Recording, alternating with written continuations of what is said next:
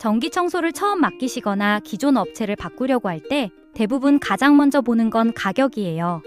하지만 전기 청소는 가격만 보고 계약하면 실패할 확률이 굉장히 높은 서비스예요.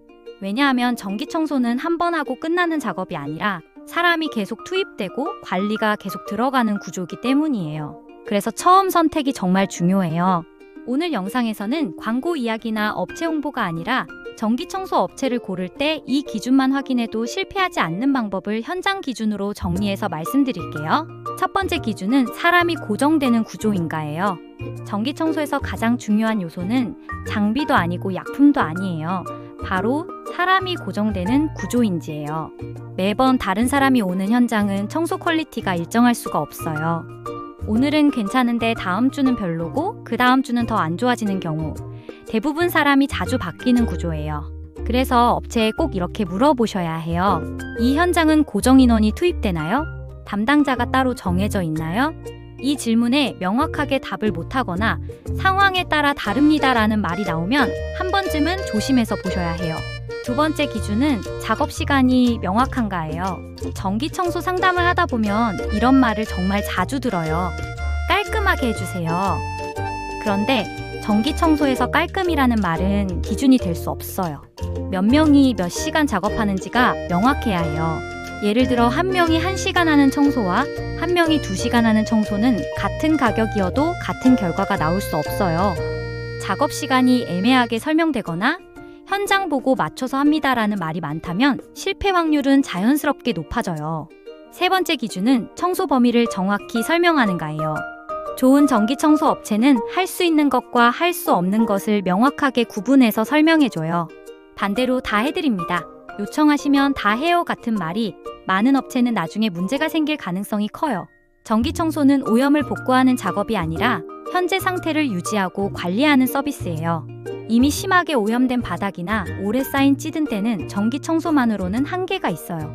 이런 부분을 처음부터 솔직하게 설명해주는 업체가 오히려 더 믿을 수 있어요.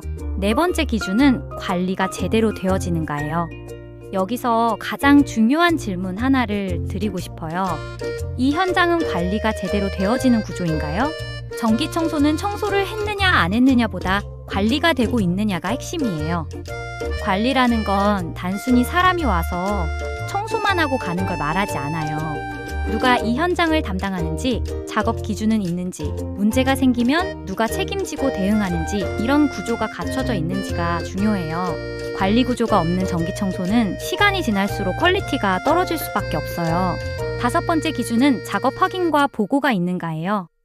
담당자 입장에서 가장 불안한 순간은 이런 생각이 들 때예요.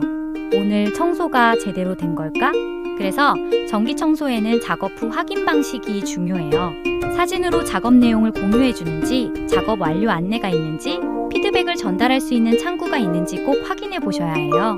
이 과정이 없는 업체는 초반에는 열심히 하다가도 시간이 지나면 점점 느슨해질 가능성이 높아요. 여섯 번째 기준은 문제가 생겼을 때 대응 구조가 있는가예요. 아무리 잘하는 업체라도 실수는 나올 수 있어요. 중요한 건 문제가 생겼을 때 어떻게 대응하느냐예요. 연락이 바로 되는지, 현장 담당자가 있는지, 관리 책임자가 따로 있는지 이건 꼭 확인하셔야 해요.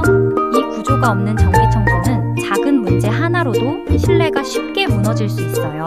전기 청소 업체를 고를 때는 가격보다 먼저 이 6가지를 한 번만 체크해 보세요.